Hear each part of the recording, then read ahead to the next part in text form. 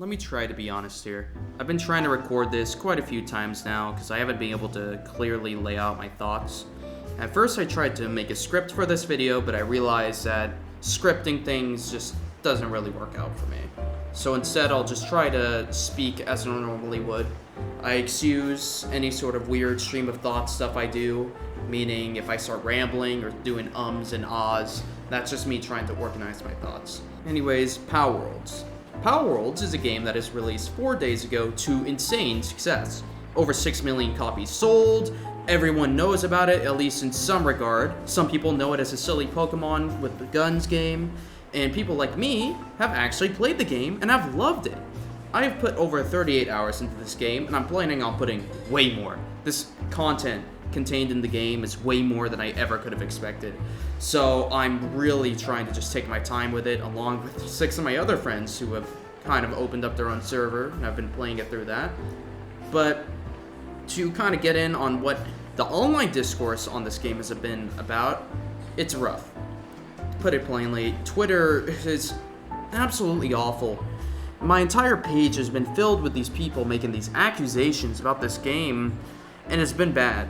I'll just start off with the biggest one that I've been seeing a lot, and it's people claiming that this game was made with AI. What? What? It's ridiculous, but clearly people out there believe it. They like to reference the fact that previously the company had made a game called AI Imposter, which was a game where players would create AI images in like a Jackbox sort of thing, and then people would guess, what was the prompt for the AI image. Now, do I want to talk about the morality behind using AI in games? No, that's not my place to cover here. However, they did use AI there. But people like to compare that to Palworld as it is now and act as if it was used for the game. And people are really serious about this. Like, death threats have been sent to developers, and it's been a really nasty place online. And I feel like I just need to come out and say that, do some research, please, before you just start parroting things online. Because just one Google search will tell you that, first off, Steam requires games to publicly list whether or not they use AI in the development of their games. So, clearly, we already know that Steam doesn't list it for Palworld. But then you might say, oh, well, they're just purposely hiding it. They're lying. But then I also add, this game was in development for over 3 years, with the first trailer being shown over 2 years ago. Why would they want to tarnish their game that they've sunk clearly a lot of resources into? I believe they spent about 1 million yen on it, but it could be way more. Why would they spend all that resources on this game to tarnish it with AI, which has clearly shown to be a negative effect on revenue and how people perceive that game? No, people would rather believe that they're just using it, And it has to do with the fact that previously, people like to cite this as evidence, that the CEO of the company had been talking about AI in a few tweets. I'll quote what he said now. It was in Japanese. The Pocket Pair CEO, Takuro Mizobe, said, quote, "The AI has evolved so much that I can no longer tell which one is a Pokemon," in reference to a BuzzFeed article where they made AI-generated Pokemon and compared it to real Pokemon. And he was just commenting on that. Now, is that enough to say that an entire video game was made using that, which is more than just a CEO? There's countless artists, programmers, developers who have sunk in so much time into it.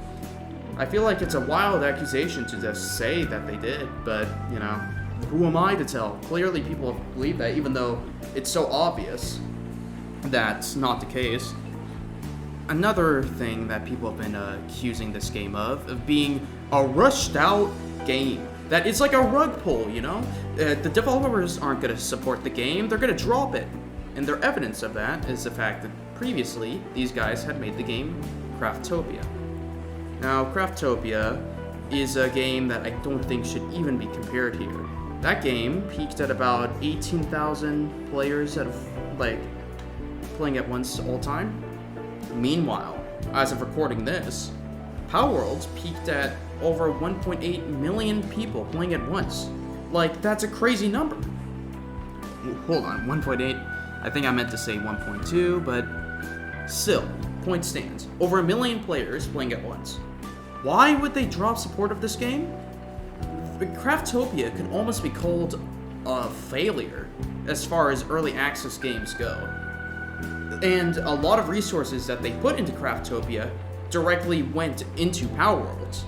In fact, it's like, it would be like a template almost. They started off with Craftopia, and then adding on what they previously built, turned that into Palworld. It's just a natural evolution of things, but people want to act like this game will be dropped. It won't. The developers have already talked about what they're going to be putting into the next couple of updates. I have them written out here.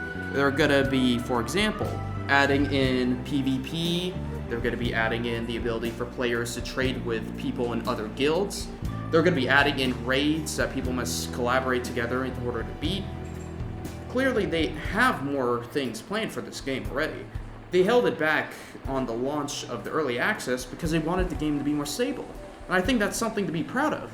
So many developers, I think of Cyberpunk or anything else, love to release their games and then do a day one update. And even with the day one update, it's clear the game's unfinished, unpolished, unreleased, I don't even know what to call it. It's just not working. But they cared enough to make sure that their early access release was stable, that people could experience the game, even if some features had to be cut out on the initial release, it's still playable. And I think people forget about how the game is simply fun for both the user and friends along with that user to play. And it's just harsh seeing how people treat it online. They treat it as an online boogeyman, something that must be taken down. Like, people online live in a bubble. That bubble makes them think that their entire world is encompassed by that. And I believe Twitter was not in the same bubble as Palworld. And when Palworld rose up and suddenly became popular, they were caught off guard. They're like, what is this? This game is so artistically damaged. It's so bad. Why is it doing good? And they get mad at it. But they don't realize that a lot of people don't care about the really minor issues like, ooh, did they use AI in that? That's not what a common person thinks about. They think about, is the game fun? Will my friends like it? Will I be able to play the game without FPS issues or crashing on my computer? This is what people care about. And if the game manages to do all of those things well, it deserves success. I do think there are real valid issues that people are worth complaining about. For example, accusations of models from Palworld being, well, stolen. And if not directly stolen, then plagiarized. Like, there are examples of, I believe it was this one wolf pal. I can't remember its name, but it was like almost one for one taken from a Pokemon that looked very similar. I think it was Luxrock or something like that. And I think it's really bad if that's really a case of plagiarism. I hope they get rid of that soon. But I think the game has enough to stand on its own legs and be successful. I was gonna go into this video with way more rage at the people on Twitter, but I've reached a point now where I'm not just angry, I'm just more disappointed at how misinformation can just be so spread, and people can be so vitriolic to developers who, in this moment, they're probably celebrating. They did it. As a dev, to be able to reach a point where your game is 93% positive on Steam, people are playing it, people are sharing it word of mouth and having fun, but then the people online, like on Twitter, they're so loud about what they don't like, and they reach out to developers personally and just ruin things for them. It's just a tragedy. I don't know.